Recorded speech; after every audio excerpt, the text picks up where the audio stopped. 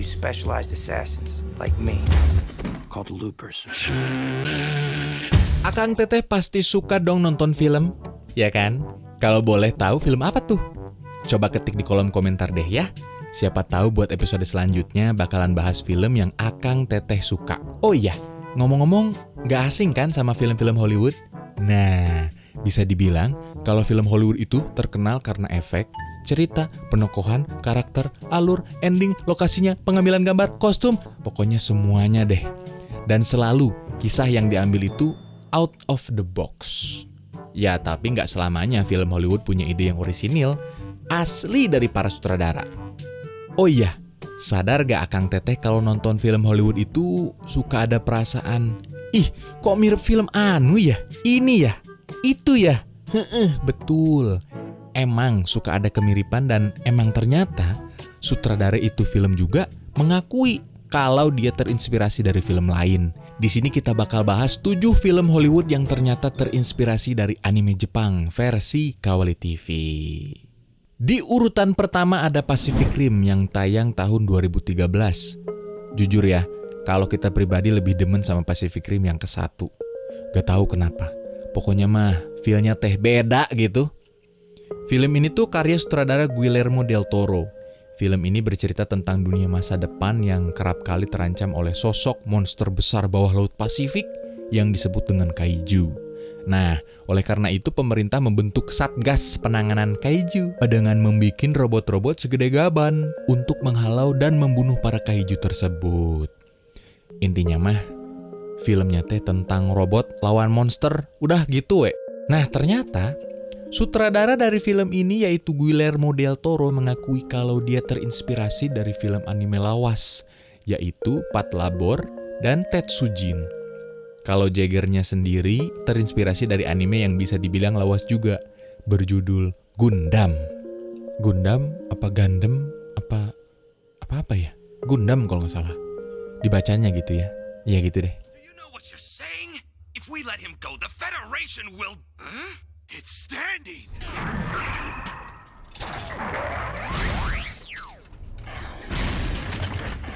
Lanjut di nomor 2 ada Clash of Titan yang tayang tahun 2010.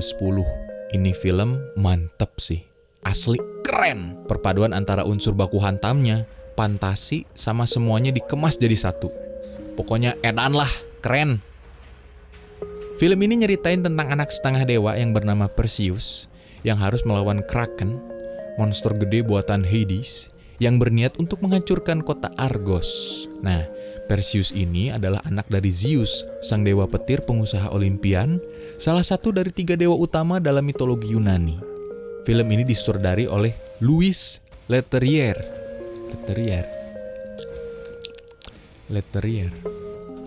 Ya, Louis Leterrier lah. Yang dimana ternyata dia adalah seorang penggemar alias fans berat anime Saint Seiya. Dia bilang kalau Saint Seiya menjadi inspirasi besar baginya dalam proses penggarapan film Hollywood tersebut. Bahkan, armor yang dikenakan oleh para dewa di film Clash of Titan ini merupakan sebuah penghormatan dari Leterrier kepada seri Saint Seiya. Menariknya, Masami Kurumada yang merupakan kreator dari Saint Seiya pada akhirnya ikut terlibat dalam proyek film Hollywood tersebut setelah diajak oleh Warner Bros. Kurumada ikut ambil bagian dalam mendesain poster Clash of Titan untuk kepentingan promosi saat dirilis di wilayah Jepang. Di urutan ketiga ada film Matrix yang terinspirasi dari anime Ghost in the Shell. Matrix tayang pada tahun 1999. Nah, kalau Akang Teteh inget mah, ada adegan yang memorable dan paling berkesan. Yang itu tuh, ada orang yang merengkel untuk menghindari serangan peluru. Nah, saya dulu namanya anak-anak gitu ya, nyobain merengkel kayak di film Matrix gitu, sosokan dah digeledag. Pokoknya menalaktak waktu kecil mah. Oke, lanjut. The Matrix menceritakan Thomas Anderson yang diperankan oleh Keanu Reeves. Kalau nggak tahu Keanu Reeves tuh yang itu tuh, yang main film John Wick. Nah, itu dia. Nah, si Thomas ini adalah programmer komputer yang hidup dengan 2 identitas. Pertama dengan nama aslinya, yaitu Thomas. Dan dengan nama hackernya yakni Neo. Neo bersama kawan-kawannya harus melawan komputer kuat yang kini menguasai dunia dengan sistem yang disebut The Matrix. Intinya mah kayak antivirus gitu, ngelawan virus. Singkat ceritanya mah kayak gitu kan, kayak komputer gitu kan, dapat virus. Nah, diserang sama antivirus gitu, kayak gitulah kurang lebihnya. Nah, film ini disutradarai oleh duo sutradara kawakan The Wachowskis. Mereka ini saudara ya. Nah, dua sutradara ini ngasih lihat film Ghost in the Shell ke produsernya. Dua maut ini bilang kalau mereka pengen bikin film kayak gini. Makanya nggak heran ada beberapa adegan di Matrix yang mirip sama Ghost in the Shell. Contohnya ya kayak gini.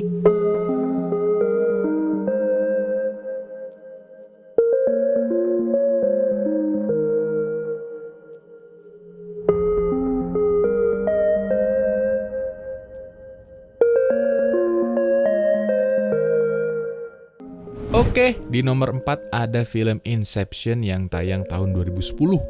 Sebagian dari Akang Teteh mungkin setuju ya kalau Inception ini merupakan salah satu film terbaik yang digarap oleh sutradara kondang bernama Christopher Nolan, yang sukses juga menggarap film trilogi dari sang kesatria kegelapan, yaitu Batman.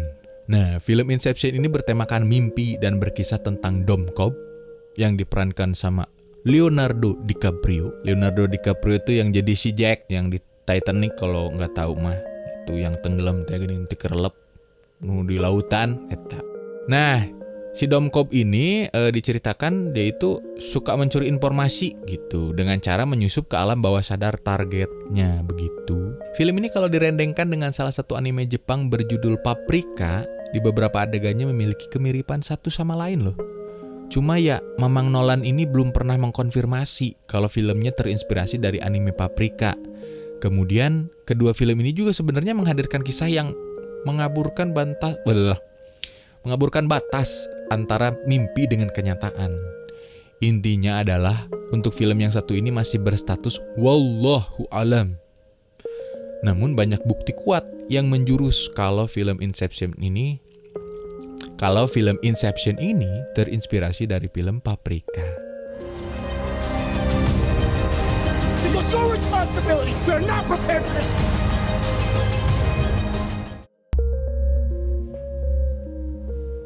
Di urutan kelima ada film berjudul Looper tahun 2012. Film ini bercerita tentang seorang pembunuh bayaran bernama Joe Mama.